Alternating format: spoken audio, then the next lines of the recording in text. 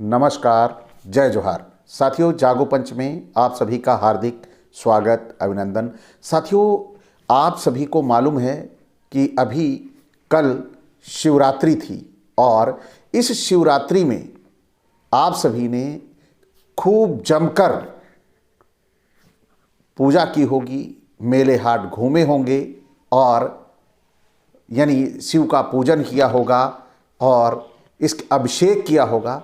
लेकिन साथियों, क्या पता है कि शिव ने खुद ये कहा था कि जब तक मेरी लिंग की पूजा नहीं करोगे तब तक मैं इस लिंग को वापस अपने शरीर में नहीं लगाऊंगा।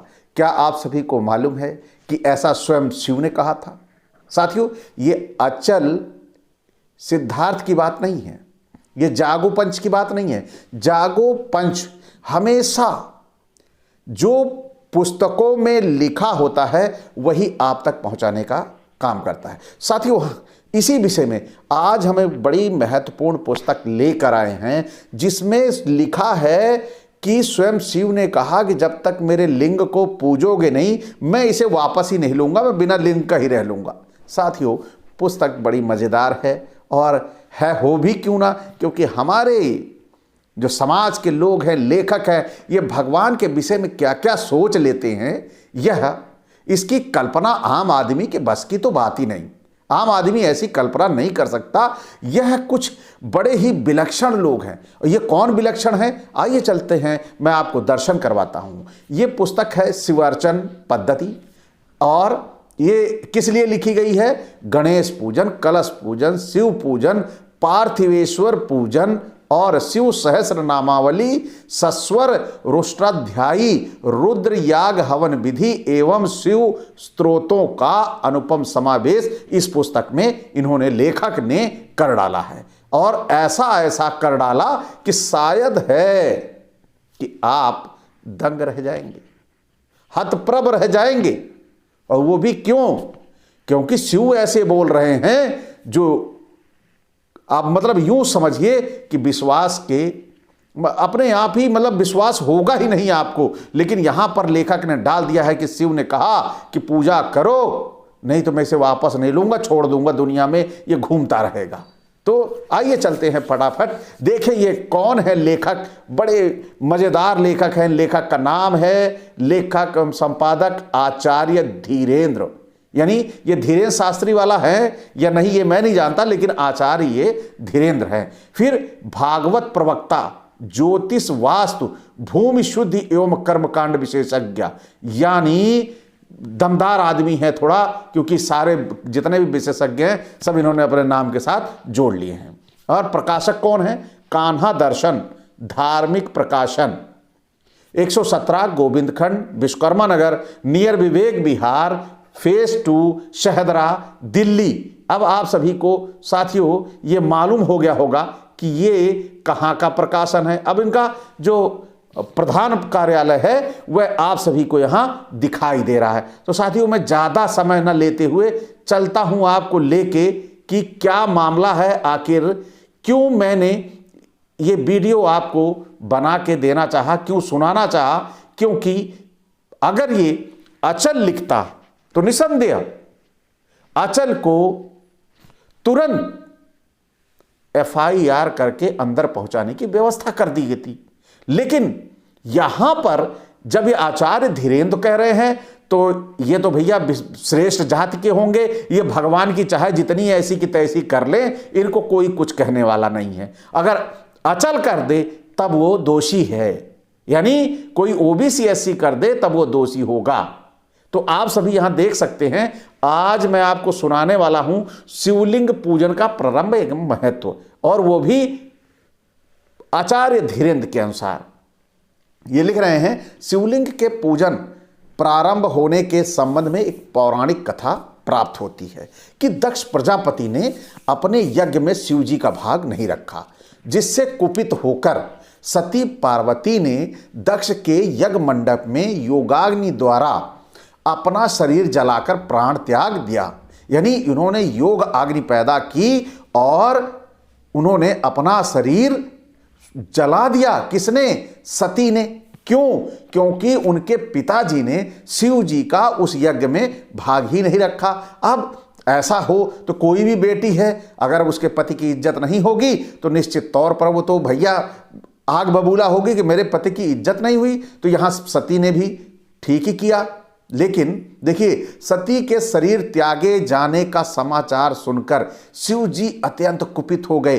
वे नग्नावस्था में पृथ्वी पर भ्रमण करने लगे। यानी शिव जी को जब पता चलता है, सोचो साथियों, क्या ये सीसीटीवी कैमरा लगा था वहां, कि ये सब रिकॉर्ड कौन कर रहा था? कैसे पता लगा कि शिव जी नंगे होकर चलने लगे थे?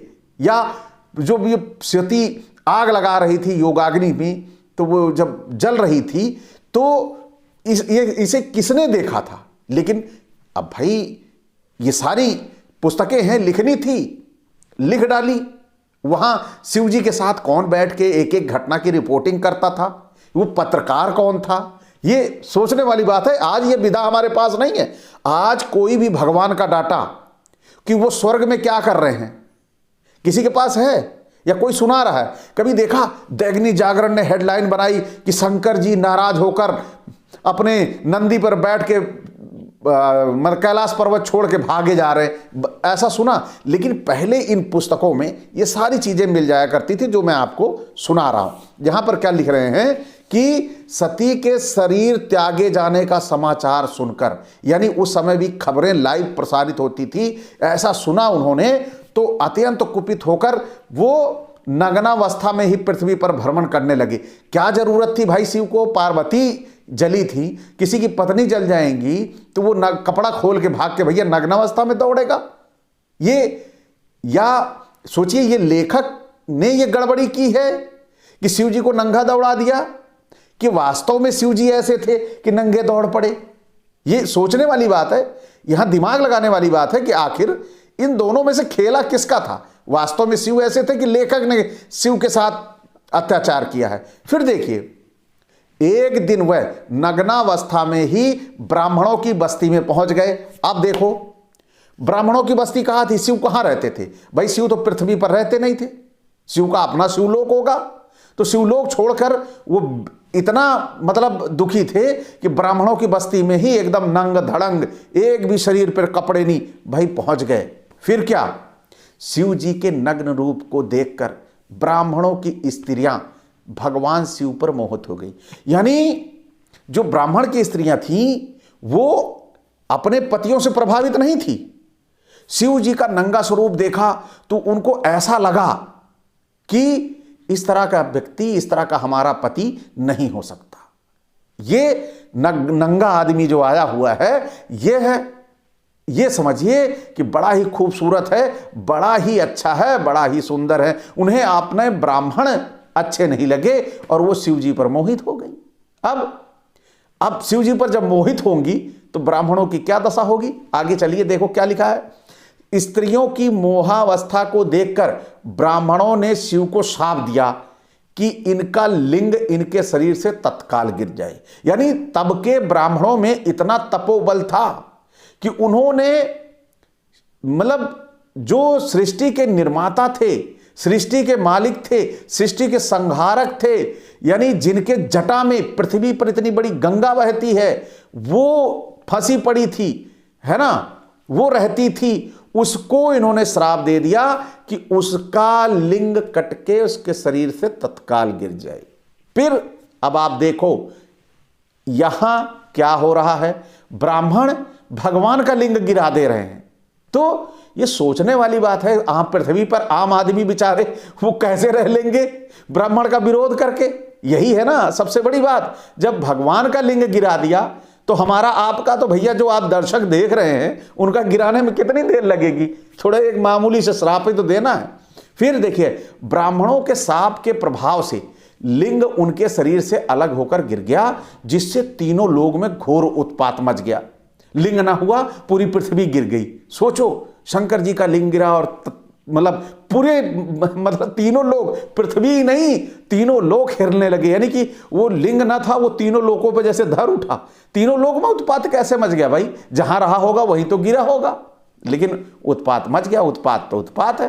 तो आगे चलिए, समस्त देव ऋषि मुनि व्याकुल होकर ब्रह्मा जी की शरण में गए। ब्रह्मा जी ने योग बल से शिवलिंग के अलग होने का कारण जान लिया। वह समस्त देवताओं, ऋषियों और मुनियों को अपने साथ लेकर शिव जी के समीप पहुंचे।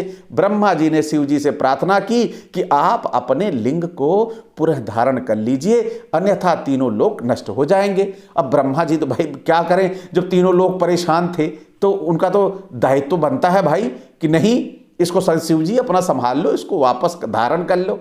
अब बताओ, उनके श्राप से गिर गया है ना, तो वो वापस धारण भी नहीं कर सकते थे, वो ब्रह्मा के आग्रह करने पे ही धारण करेंगे, ये भी सोचने वाली बात है। अब ब्रह्मा के आग्रह करने पे वो धारण कर सकते हैं, वो लाके लग जाएगा अपने आप ही। ये सारी बातें सोचने वाली बातें हैं, लेकिन अब वो बात तो ब्राह्मण और ब्रह्मा की है और शिव की है। तो यहां पर उन्होंने कहा, ब्रह्मा की प्रार्थना सुनकर शिव जी बोले कि आज से सभी लोग मेरे लिंग की पूजा प्रारंभ कर दें तो मैं पुनः अपने लिंग को धारण कर लूंगा, और नहीं करेंगे तो भैया इसमें धारण नहीं करूंगा, ऐसे उत्पात मचाने दूंगा तीनों लोकों में। लेकिन अब भाई ब्राह्मण कैसे उत्पात मचाने देते? अब लिंग कट के गिरा था, जब पत्नियां उनके शरीर को नंगा देख के मोहित हो गई थी, तो लिंग अगर कहीं पड़ा रहता तो क्या होता, ये मैं नहीं कहूंगा, ये आप सोचना, क्योंकि मेरा काम है पुस्तक पढ़ के आपको सुनाना। फिर आइए चलते हैं, क्या कह रहे हैं। शिव की बात सुनकर ब्रह्मा जी ने सर्वप्रथम स्वर्ण का शिवलिंग बनाकर उसका विधिवत पूजन किया। यानी ब्राह्मण चाहे पूजे और चाहे ना पूजे, ब्रह्मा ने कहा भैया इस लिंग के उत्पात को शांत करने के लिए सीधा सीधा पहले इसकी पूजा करें। उन्होंने सोने का शिवलिंग बना डाला, मतलब वो लिंग सोने का बनाकर उसकी पूजा कर डाली। अब इसके पश्चात देवताओं, ऋषियों और मुनियों ने अनेक द्रव्यों के शिवलिंग बनाकर पूजन किया। तभी से शिवलिंग के पूजन का क्रम प्रारंभ हुआ।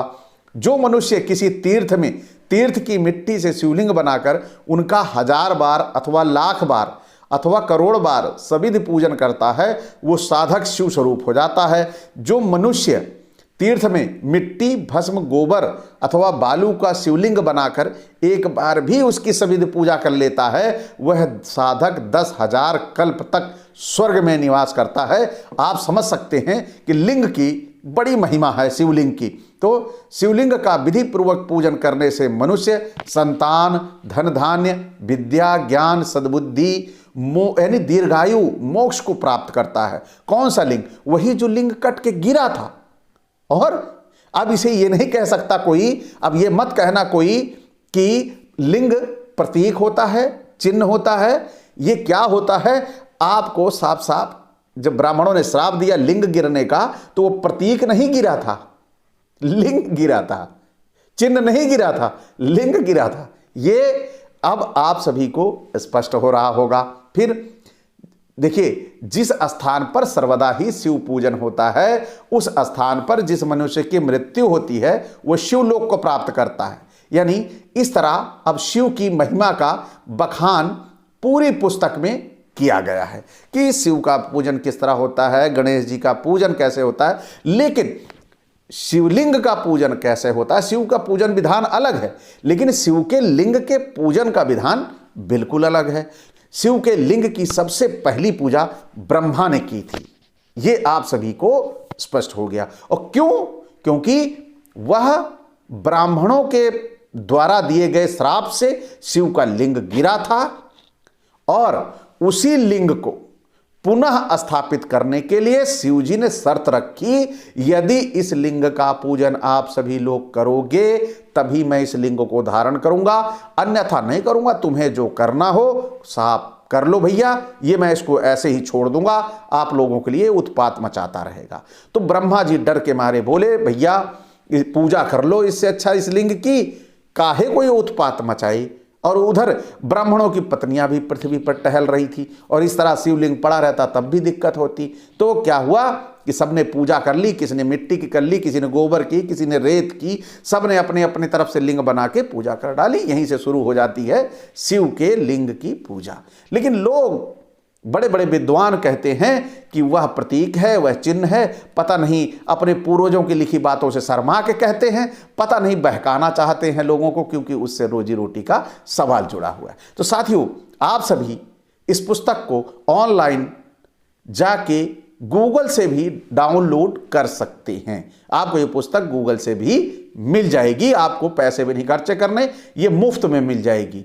और ये मुफ्त में मिल जाएगी तो आप इसको जाके पढ़िएगा, देखिएगा कि क्या वास्तव में ये लोग शिवलोक में जाके बैठे रहते थे, शिव जी पार्वती के साथ क्या कर रहे हैं, शिव जी पार्वती के साथ कहाँ घूमने जा रहे हैं, शिव जी नंगे होके निकल पड़े, उनकी पत्नी वहाँ गई, शिव की वो वहाँ पर सती हो गई, जल गई। ये सारी चीज़ों का लेखा जोखा लिखने वाला कौन है, मतलब CCTV लगाकर सब कुछ रिकॉर्ड करने वाला कौन है, इसका निर्णय भी आपको करना पड़ेगा, क्योंकि ये हमारे ईश्वर और भगवान की बातें हैं। हमारे ईश्वर और भगवान को कोई भी ऐसा नहीं है जो इस तरह की बातें लिखकर बदनाम कर दे, क्योंकि अगर हम उन्हें ईश्वर कहते हैं तो निसंदेह वो मतलब पूरे ब्रह्मांड के निर्माता हैं, और ब्रह्मांड का निर्माता की कहानी पृथ्वी पर किसी मानव के बस की बात नहीं है कि वो बैठ के उनके बारे में सच लिख दे।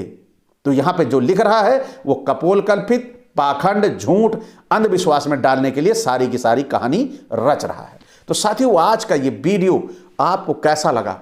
अच्छा लगा हो तो लाइक करें। साथ ही जो साथी यहाँ तक देखते आए हैं, चैनल को सब्सक्राइब नहीं किया तो सब्सक्राइब कर लें और बेल आइकन की घंटी दबा लें। साथ ही साथ साथियों, इसे ज़्यादा से ज़्यादा शेयर करिएगा कि लोगों को पता लगे कि शिवलिंग ने शर्त के अनुसार अपने लिंग की पूजा कराई थी, सबको पता लगना चाहिए। इसी के साथ विदा, नमस्कार, जय जोहार।